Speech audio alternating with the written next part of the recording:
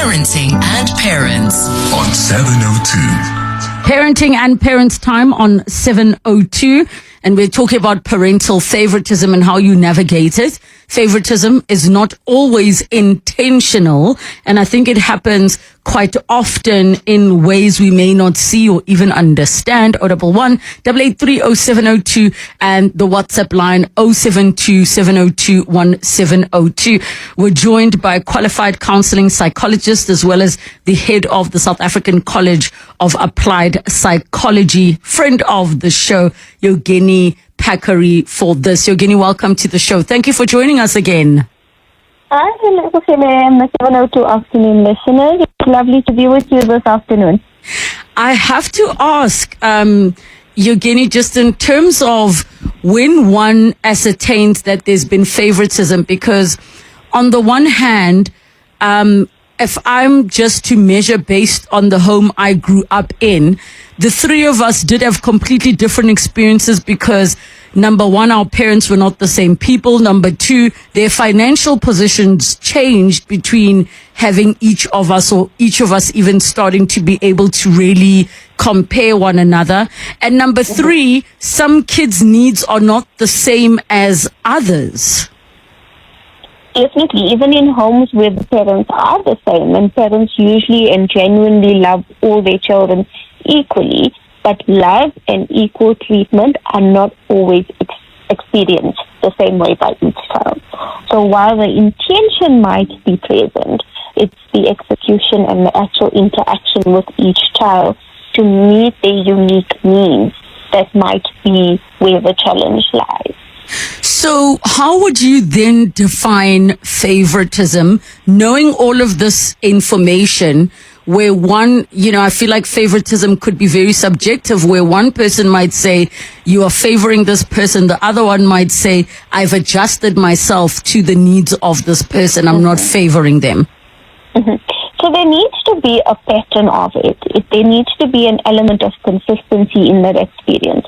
So parental favoritism is where one child would consistently experience more positive attention or approval, emotional closeness, or even some flexibility or investment and support from a parent than the other child. So it isn't always intentional, but children are actually remarkably sensitive to differences in how they're being treated. And because they, at that young age, may not be able to understand the needs of other siblings, they can, however, feel when their needs are not being met. So can we give an example when you say a repeated pattern? Earlier on in the conversation, we were talking about envying your siblings or being jealous of your siblings due to their success or their smarts or them, in inverted commas, doing better than you in life. And some came to say, my siblings were jealous of me because of X, Y, and Z. And, a parent was participating in those dynamics. And maybe in that response, you can share with us if any kind of sibling rivalry / jealousy is can be attributed to how the parents parented them, even if it was completely unintentional. I think it's definitely something that's more common than we think, Relebogile. I think of my own examples. My siblings would often look at me as the one that knows it all. And that's because the parents would always iterate some narrative.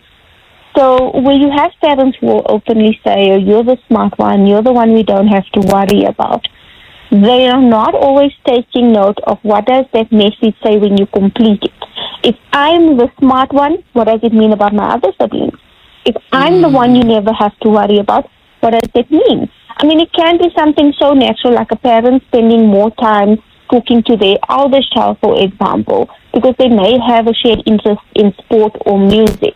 Whereas the other child then would then quietly fall to the sidelines, and they may even believe, actually, my parent enjoys spending more time with my siblings than me. But from the parent's perspective, they'll see it as I'm connecting with one of my kids. From the other child's perspective, they may feel more emotionally distant, they may feel that disconnection even stronger. So parents don't often realize the imbalance because they're responding to different needs rather than intentionally choosing to be favored.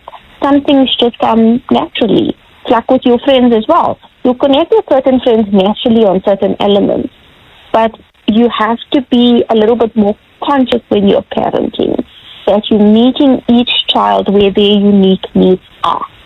Definitely doesn't mean mimicking the same parenting for each child, but taking time to understand what closeness means for each child so that you can develop that relationship and that safe space for each child and their unique needs.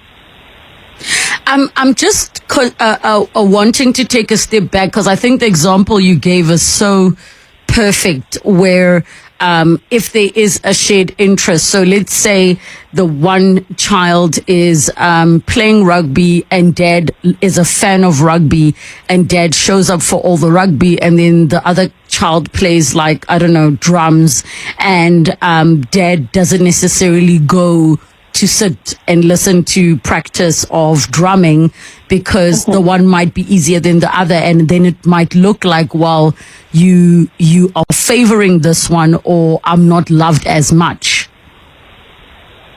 Definitely. I mean, we see this a lot with families that have a sport orientation where, let's say there's an artistic child within the family, someone who likes to create things, whether it's musically, whether it's through visual art. They might start or stop sharing their achievements because they might feel that I don't get the same enthusiasm when I achieve something in my field compared to a brother that plays rugby. Not taking, I suppose we must also remember the development of the brain with children is still very in an emotional space. It's only in mid-20s does that executive functioning fully develop, where we can then truly appreciate, well, I see these traits in my mom and my brother, and I understand why they connected so well. But I see these traits in myself and my dad, or even myself and another adult in the family, and perhaps that's why I felt a closeness and a better connection to them. So there are things that will help us naturally develop those relationships, but it is so important as parents that you are able to reflect on, are you creating the space of unfairness unintentionally? Because it could be accidental, it could be unconscious, where a parent will just naturally connect more easily with one child's personality or their interests or even their temperament or life circumstances. You could have a circumstance where a second born is born at a time of deep grief, and that could have impacted the connection. So you also have to consider everything else happening in the parents' lives at the time of that child coming into the family system. You also have to consider finances, because there could also be, we had more before you came along, and since you came along, things have been challenging. Not understanding that perhaps when the second born arrived, there was retrenchment, socio-economic or socio-political things were in play, but children won't understand all those circumstances. They will only understand my immediate needs within my immediate environment are either being met or they're not being met. Another dynamic that I just thought about is the concept of firstborn, lastborn. And in many homes, you'll find that because you are the oldest sibling, you are, I'm going to say in inverted commas, get certain privileges, while, firstborns will also say, well, I had the most responsibility, whereas lastborns, while they're growing up, I've seen, for example, where some parents will allow the small child to also blow out the candle on the cake of the other child because but they're small, they're the last born, and that's quite a tricky one. How would you say is the best way for those things to be navigated, where you do have the little one who now gets babied, and possibly rightfully so, but in certain circumstances it's like, how bad? But why? Yeah, birth order is really a tricky one. I mean, sometimes we joke about it. It will be second child syndrome and we'll have all these inside jokes about it. But we also have to take a serious note of the impact that it's having on the child. So it's not only just birth order, it's what's that need at that time. So where you have a preteen, perhaps there's a big gap. And you have your eldest child as a preteen, and now you have this new baby coming into the home. There might be certain needs that they feel they have to set aside because priority is now going and all attention is now going to this newborn baby. It can be even more complicated when you have a toddler having to bring home a newborn baby because they even have less of an understanding and they might be then acting out. So you can quickly develop these stereotypes of the favorite child or the overlooked child or the second-born syndrome. And we see this in adulthood when adults, reflect back on their upbringing. Even the favorite sometimes is disadvantaged. You'll hear things like, I was the favorite, but I never felt free to fail. Or you'd hear, I became the responsible one because nobody checked on me. Whereas on the flip side, it would be, our parents loved us all, but they didn't really understand me. They understood my brother. Or I spent my childhood years trying to earn attention. So these are some of the things we'll hear from adults in their adulthood when they're trying to heal or recover from certain challenges that they're experiencing in their day-to-day lives. It's often linked back to early childhood experiences. And then you have these stereotypes, and there's assumptions that come with the stereotypes. So you'll have an overlooked child that will perhaps inherit the narrative that I'm never good enough. What does that mean when you grow into adulthood, constantly feeling like you're never good enough? You always come second. Nobody notices you unless you're achieving something. And then we wonder why people are burning out and succumbing to stress and the physiological impact of stress when they're pushing themselves so much because by achieving things is how they feel loved, is how they feel their family gives them attention. They have to earn their love or else their needs don't matter. Whereas the favorite child is kind of under the pressure to stay perfect, the fear of disappointing parents. Then you have the guilt towards caring for siblings, which can then also have resentment later in life. I always had to cover up for you, or I always had to take the blame. I was always the one punished. So these things you carry, it's literally baggage that children carry into adulthood, which is why it's important for parents in the very least to reflect on these things. There is a WhatsApp message. CD says, one day we should also talk about the parental favoritism to children born outside of the marriage because of the guilt of that. In my case, my father had from not having been around for my half sisters growing up. My father seemingly never says no to things she's asked for, but would say no to me asking for the same things. That is another very, very tricky dynamic. What are your thoughts on that one? I mean, we do see that with blended households. It's quite tricky when you come in from like different relationships and you're trying to blend your family, but you still have different incomes feeding into each child's needs, or you still have different support systems based on the families on the other sides. And that can be tricky because now you're looking at the latest iPhone, or even let's keep it more rudimental, we're looking at schools. 2 kids in the home, one kid is attending a local government school, the other kid is attending a private school within the area. It's an unfair setup because the private school might be subsidized by the grandparents on the other end or the parent on the other end, whereas the dynamic of parents within the home isn't set up to afford that schooling system. So it's not to say, I mean, it's extremely tricky because which one do you choose? No choice there is going to benefit everyone equally. Sure. And I'm wondering because that conversation happens quite a lot where they'll say, The father of my one child came and brought McDonald's for the one child, and I told him he must buy for all children. And then, like the example you gave of the private school versus public school, I know there is no one size fits all answer, but what are your thoughts, Jogini, if there's a mother who says, I live with both my children, one is insisting on doing this and the other's insisting on doing that, in terms of the kind of support, is it advisable that the parent who is the primary caregiver says, guys, unfortunately, the rule is it must be as equal and fair as possible in the household? Each family is such a unique unit. So whether it's a single mom and two or more kids, whether it's your nuclear family, mom and dad, and kids that were just born from mom and dad, whether it's blended families, each unit is going to have unique elements. We cannot always ensure that the finances part is going to be split equally. We can not even ensure that the time spent is going to be spent equally, depending on what the court has mandated.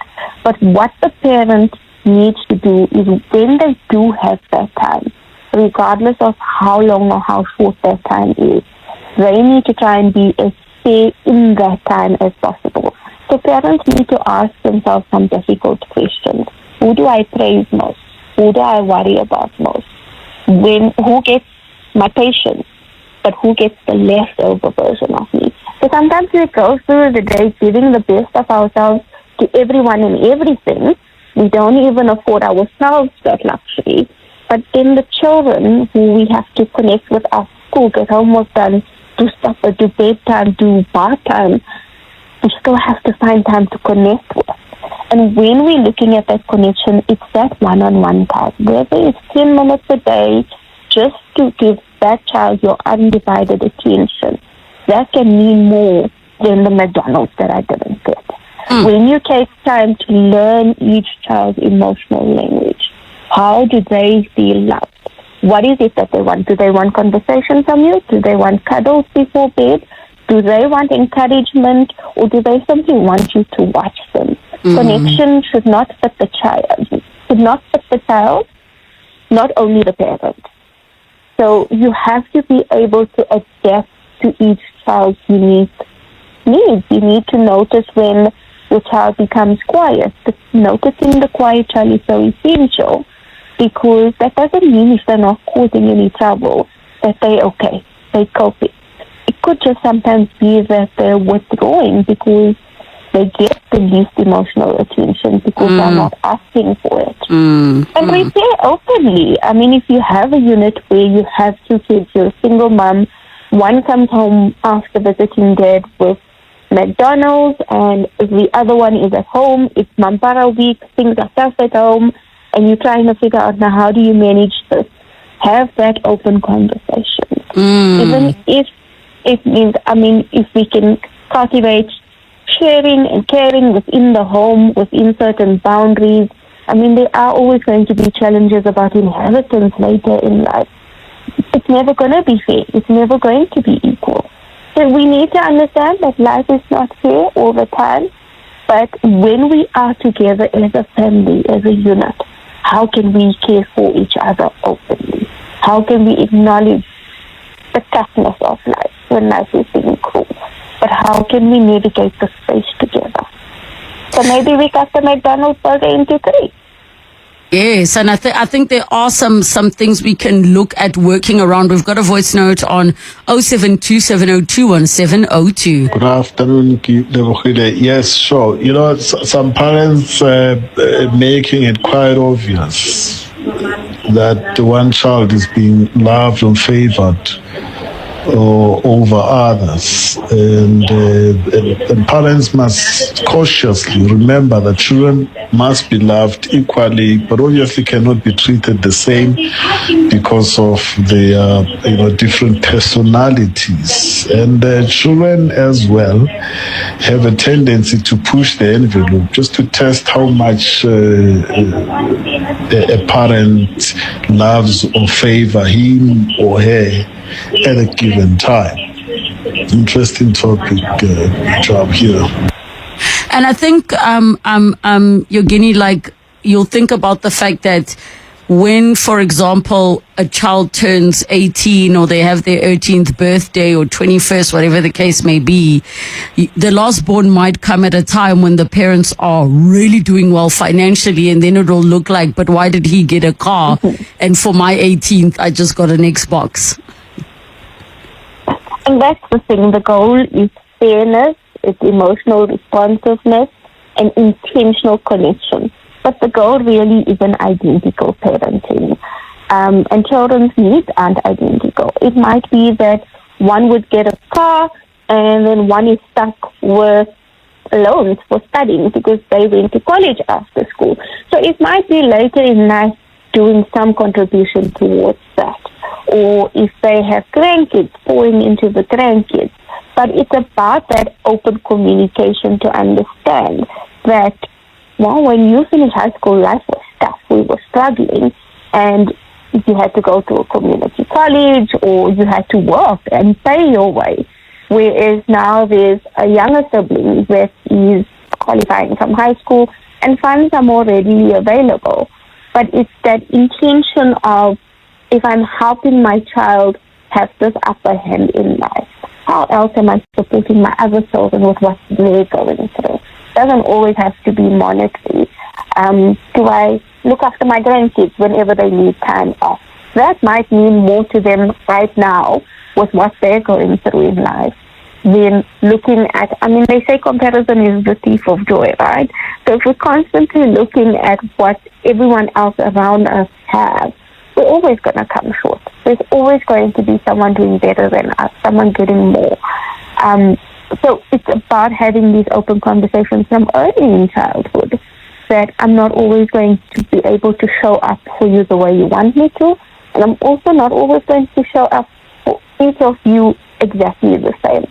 But one thing I can guarantee you is I'm going to try. Yes. And one of the things I was going to say, we didn't even get an opportunity to touch on how some people in household are not some kids are not treated equally because of their gender. Here's an example where they say, I grew up in a family where my mom always favored my brother over us. I remember me and my brother wanted to go to college. Back then I asked her for help with registration fees. She said, I must let my younger brother go to college first, and she will see after he has finished with his course and if she can help me. And then he ended up dropping out. This is Lucia in Sophiatown. We're gonna have to leave it there, but we will have a conversation again, because this is a very tough one. Hey, the favoritism and also just that balance in the household. But as our counseling psychologist has shared with us, it's about you as the parent also just making that effort. Sometimes things are not will never be equal, and you're not trying to be perfect, but hey, hopefully you can make some great connections with your kids. It's after